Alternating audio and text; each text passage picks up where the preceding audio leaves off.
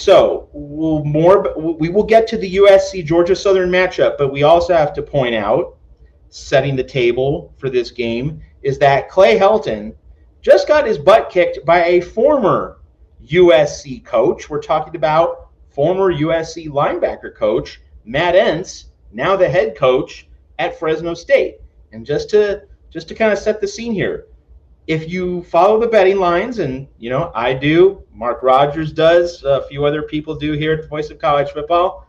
Don't know if you noticed, but Georgia Southern at kickoff this past Saturday went off as a 1.5 point favorite over Fresno State on the road. Georgia Southern was minus 116 on the money line, Fresno State minus 104. So Georgia Southern was an outright money line and spread favorite at Fresno State, and Fresno State wins 42-14. It was no contest. So, like Matt Entz, remember, this guy won multiple FCS national championships. He knows what he's doing.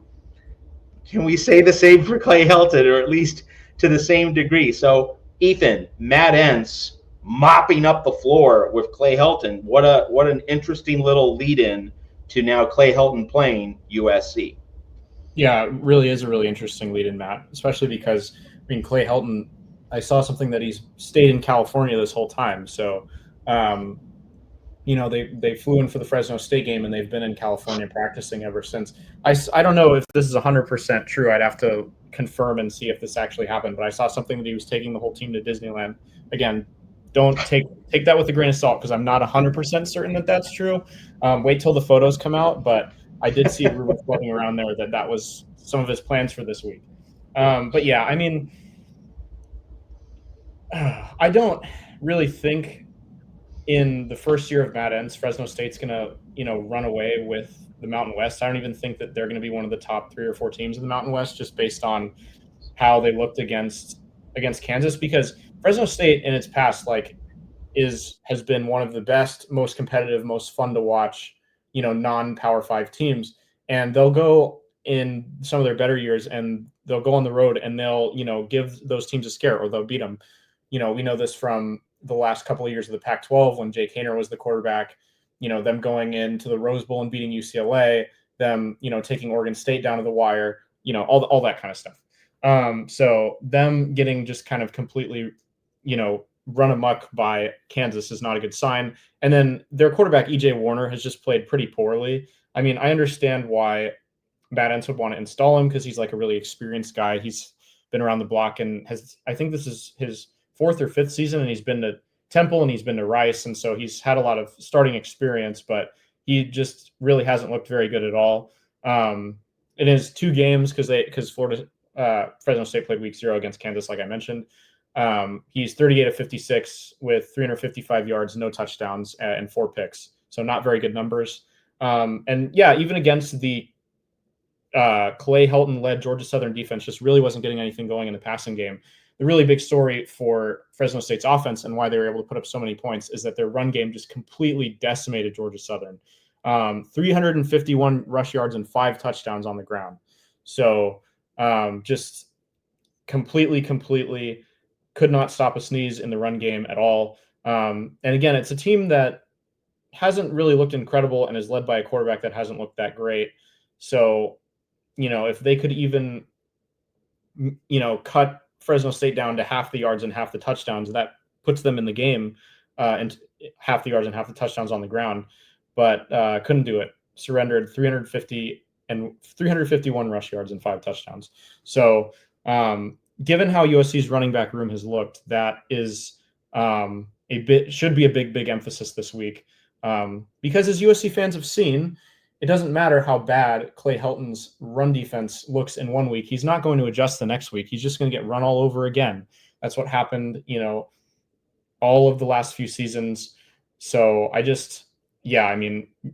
all of USC's running backs should be really looking at that stat line from, again, a team that has not looked fantastic, and be really salivating, because it has the potential to be a really big day on the ground for sure.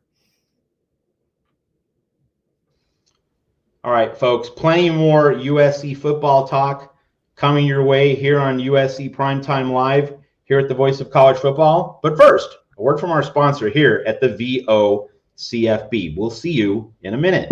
Business. All right, so now let's dig into this game. And so, Ethan, on the heels of what you just said about Georgia Southern's run defense being absolutely atrocious, to me, not just because of the favorable matchup, but also because of the dynamics of the season. And it's something that we talked about, Ethan, leading up to the Missouri State game. Game one is giving Jaden Mayava confidence, the foundation, making him know that, hey, I got this, I can do this, I can work within this offense, this system, this structure with my teammates and do really well. Box checked. Like that got accomplished in the Missouri State game. So if Jaden Mayava has that foundation now, Ethan, it seems to me that game two, following up on game one, now that you've given Mayava that foundation, game two should be all about pound the rock. Like this should be the simple, minimalist game plan. Nothing fancy, nothing vanilla in the playbook, no wrinkles, no exotics. Just stuff the ball right down Georgia Southern's face. And this is not about proving a point to Clay Helton. It's about shortening the game.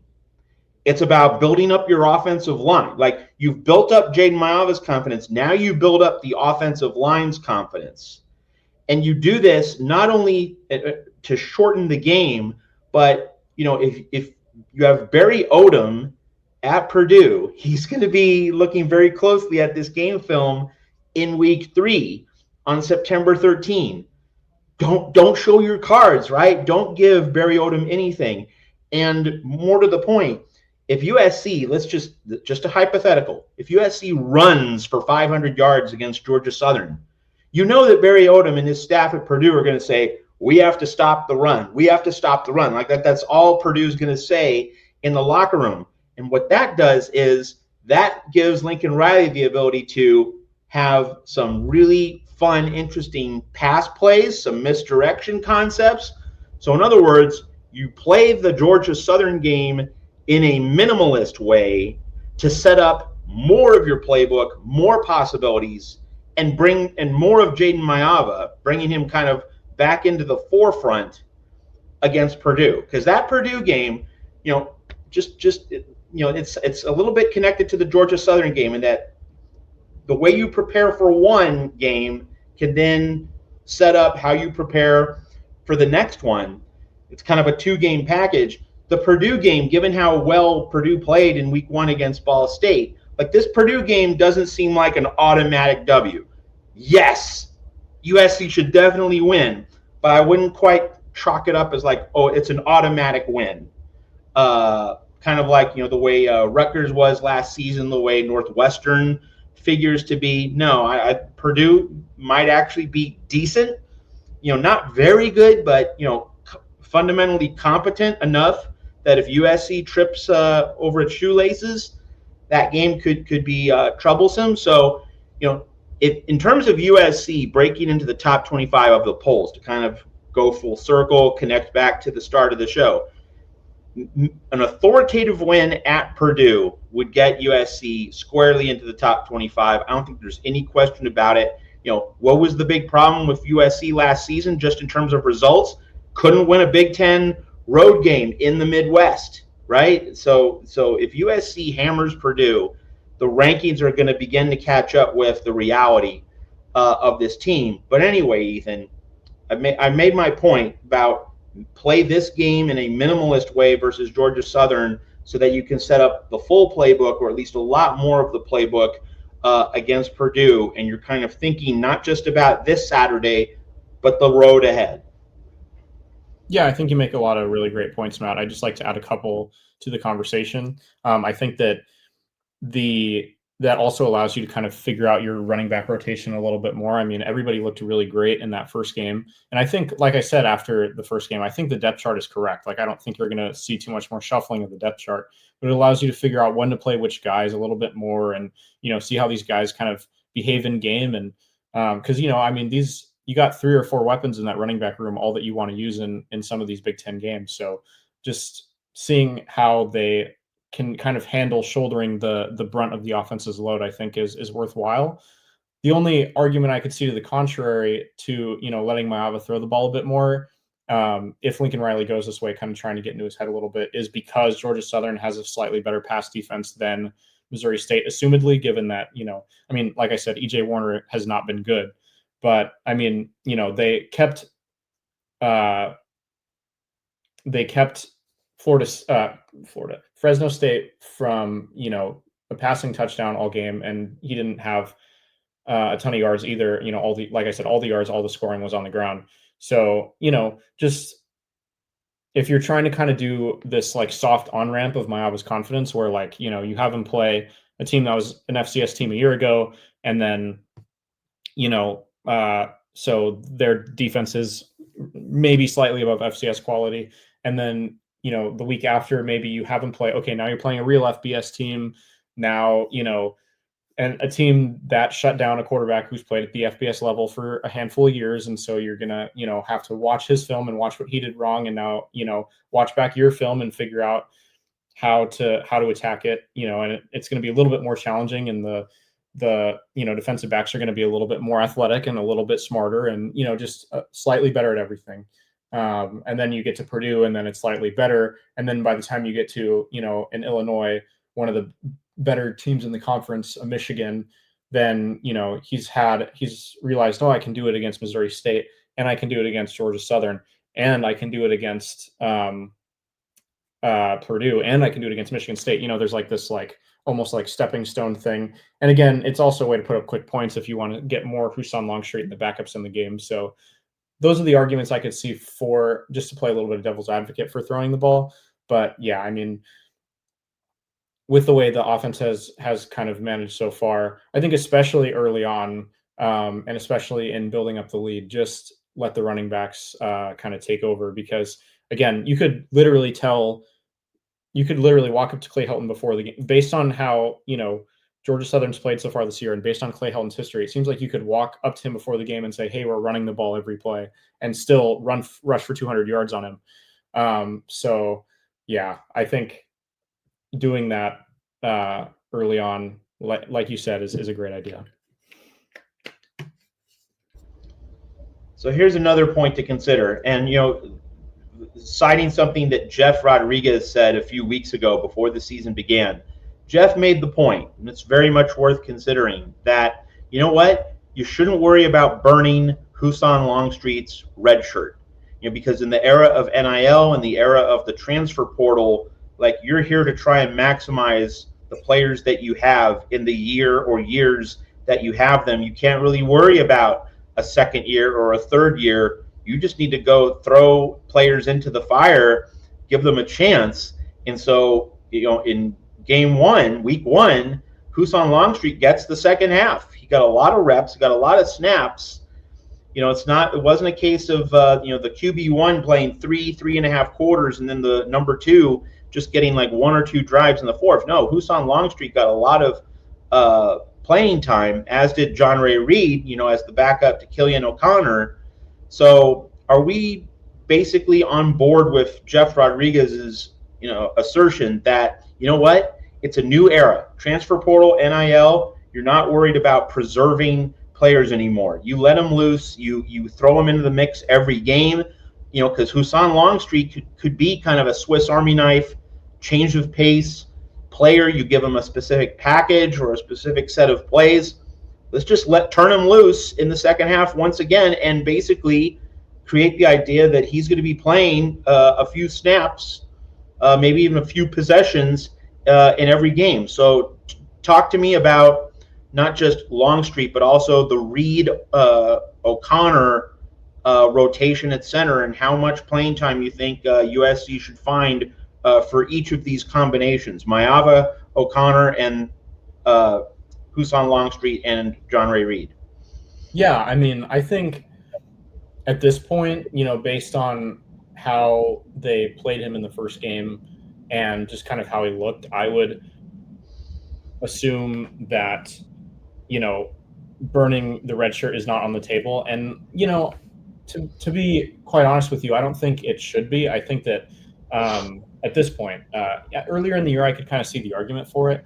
But I just think that based on how Hassan Longstreet played, there's still obviously, and based on the combination of the talent he showed, but also some of the decision making mistakes that he made, I think that there's a lot that he can learn from playing like Division I football games, like in game, just because he was running guys over and holding onto the ball for too long, and making a couple of reads that I didn't feel were super up to par, or yeah, but he showed a lot of natural talent. Obviously, like he's super fast kid, looked even better running the ball than Maava did. Has a really strong arm, like, and fits the profile physically and in terms of playing style of a traditional Lincoln Riley quarterback, and the quarterbacks that Lincoln Riley has coached to Heisman trophies. So I don't know. I just think that thinking back to almost a kind of Spencer Rattler, Caleb Williams situation at Oklahoma, like Lincoln Riley wasn't going to redshirt Caleb Williams. Like Caleb Williams, he knew had a lot of talent, and Caleb Williams ends up starting for that team after Spencer Rattler struggles. But Spencer Rattler was the Heisman favorite coming into the season. So, and he still wasn't going to redshirt Caleb Williams because he wanted to get him into games. And I think that again, just based on how Longstreet played, and this is not a knock on him. Like I said, there's a lot that he showed that was positive, and because there's a lot that he showed that was positive, I think that it's in the coaching staff's best interest to keep him entertained, put him into some games. Like, hey, we believe in your talent, we want to develop your talent, we're serious about developing it now. Thinking back to the USC women's basketball team, which is obviously a different sport and different situations, but there's a couple of 5-stars that left in the offseason, and it seems like they were frustrated with their lack of playing time.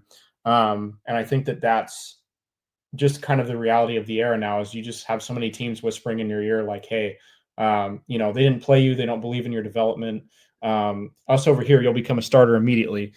Some like slightly smaller school, but that's still Power 5. It's like, hey, we believe in your talent, we'll make you a starter, and we'll also pay you, 7 figures. Not obviously for women's college basketball, but for college football, it seems like that kind of stuff happens all the time now. So I just think that because of that, it's in their best interest to play him. It's in their best interest to, continue to keep him engaged, make him feel like he can contribute to this team, and make him feel like their best interest is developing him and his future, and getting him to an NFL level as soon as possible, because ultimately the only way you can get players to stay at your school for as long as they can is if you, assuming that they're a player that wants to play in the NFL, is just kind of reassuring them that, hey, we're about your NFL development, and then the school gets some benefit because the players do have a lot of power these days, so a lot of them are just gonna take off if you don't treat them with the amount of respect that a lot of them feel that they deserve. All right, going to ask you a follow-up question, but first, it's the 15-minute warning. 15 minutes left in our first hour. We've had $15 come in, 10 from Jeff, 5 from Russ. So the other people in the chat have some work to do if you want to get a second hour of Ethan and Matt tonight. So anyway, 15 minutes left in the hour. Just want to provide that little notification there. All right, Ethan, so the follow-up. What about the center rotation between Killian O'Connor, John Ray Reed? Is this a week to cross-match? You put Reed with Maava, or is that just dumb? Like you just keep the ones with the ones, the twos with the twos? Do you do any mixing and matching? Do you give O'Connor more run because you want some continuity, steadiness, stability going into the Purdue game, going into your Big Ten schedule? How do you juggle the O'Connor-Reed center rotation this week?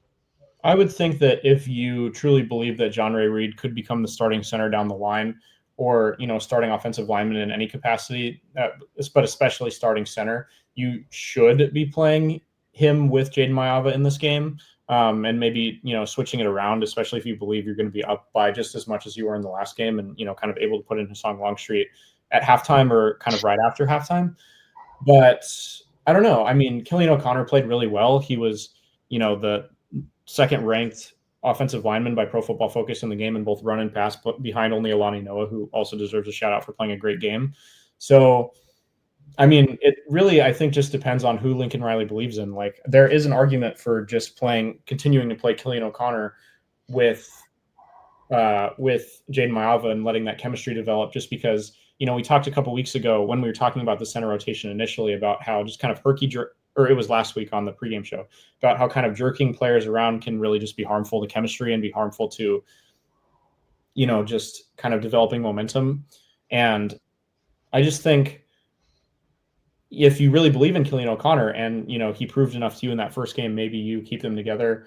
And then, that, because then Jean-Ray Reed doesn't entirely feel like left out of the equation. If he's like Hassan Longstreet's personal center, it's almost like having a personal catcher in baseball. Like, I think of some baseball aces over the years that, there's a backup catcher on the team who it seemed like their sole job was to just be the catcher for, Tim Lincecum or Clayton Kershaw, or, you name it.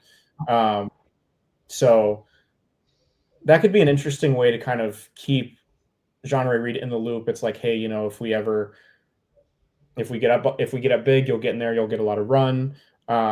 If we, if we want to put in Hassan Longstreet for some gadget plays, or if, God forbid, Mayava gets hurt, then we can, you'll be the center there. Because again, Jean-Ray Reed played almost just as well as Killian O'Connor. I think he was ranked just a few below him in the Pro Football Focus rankings. And, there didn't really seem like a big drop off when he entered the game. So it's a good problem to have when you have two centers playing decently well through the first week. And so I would think, if you're continuing to keep this a real competition, you mix it up. And that's what I'd lean towards after seeing them play pretty evenly. But if, it's all about belief. It's all about who Lincoln Riley believes in. And I think we're going to find that out when we see how the center rotation's handled. Yeah, it's a real in-between situation for USC, because on one hand, this is like this is your last cupcake game, then comes 9 Big Ten games plus Notre Dame. So like, this is your last game in which you get to really treat it kind of like a preseason game. I mean, they say there are no preseason games in college football, but essentially a cupcake game like this essentially is a preseason game. It's the last time to just, throw everyone out there to experiment, to tinker with your rotations, your lineups, give your backups ample playing time, much like Missouri State. So there's that angle. It's your chance to play a lot of players, and you might not be able to do that at Purdue. But on the other hand, you might want to build some stamina. You might want to extend the starters a little bit more as preparation for that road trip to Purdue. Make sure that guys are ready to grind for 60 minutes against the Boilermakers. It's a very in-between thing. I think you definitely do want to give backups more work. You'll want them to have that work when you go into the teeth of the Big Ten season in October. Injuries are bound to happen. You want those backups ready to play when called upon. So this is the chance to sharpen those backups one more time before you go into the Big Ten. And yet you do want to kind of tell your number ones, especially if they are playing well, as Killian O'Connor did, hey, we're riding with you. We trust you. You're the guy, you're going to give us continuity. So a lot to juggle for the staff, and that's certainly going to be one of the bigger talking points coming out of this game. All right, Ethan, we also have to address the defense. So a lot of talk about offense. Let's now deal with the defense. What are you looking for on defense against Georgia Southern, whether it's a player, a statistical category, a trend, a pattern, Danton Lynn's plan, anything you'd like? Well, I think one of the big storylines defensively is it sounds like a lot of players are set to come back. Because I think Jakeem Stewart practiced today. They're expecting Chasen Johnson to be back. So good updates on those guys. So obviously those players making their debuts is a potentially big storyline. And then I just think, some better reads in the secondary, limiting some of the bigger plays, some of the blown coverage obviously was a big story, because you kind of have a similar quarterback situation at Georgia Southern to Jacob Clark at Missouri State. You've got kind of a guy in J.C. French IV who's been around, not a lot of big schools, not a lot of big school experience, but has been around, led this team last year, and they were solid. They were 8-5, so they weren't horrible. And so he's an established starter returning to Clay Helton's offense. And they also got a pretty big transfer in at wide receiver, Camden Brown, who transferred from Auburn and is a redshirt senior. So he's a really experienced guy who, again, big program in Auburn that he came from. He is clearly Georgia Southern's leading receiver because he led them in receiving versus Fresno State and had a touchdown. So he should be JC French's go-to guy. So again, it's just like it's almost similar to the Maava argument. Like you've got like a little bit better version of Jacob Clark at quarterback, who has slightly more weapons at wide receiver, a clear kind of go-to guy among them who is an Auburn transfer. They also got a big name tight end transfer from Western Kentucky. So he's another guy who they added to the offense. But again, just a little bit better weapons, a little bit better quarterback play. So you want to see, well, theoretically, of course, we don't know until the game is played, but you just want to see a little bit better, a little bit of improvement on, the secondary's decision making is a big one, and their reads for sure. Don't want to see a blown coverage like last game. And then I think too, like in terms of the defensive line, especially if you have Jakeem Stewart, you have another big, scary athletic weapon there. I'd like to just see them finishing plays, because you had a lot of times where they were in the backfield and they were a step away from sacking Jacob Clark, or a step away from getting a big tackle for loss, whatever it was, a step away from hitting him as he threw, whatever, you name it. It just seemed like they were in the backfield a lot, but they were a step away. Again, just seeing them a step faster, finishing plays, making those, marginal improvements, and again, kind of just like stepping up the stairs as, they play these lesser teams and as they build up for Big Ten opponents who are going to put a lot better offensive linemen out there, and a lot better wide receivers and a lot smarter quarterbacks, and with a lot better arm talent. So yeah, just kind of nothing too crazy, nothing too big, just improving on some of those small issues that they had in the game against Missouri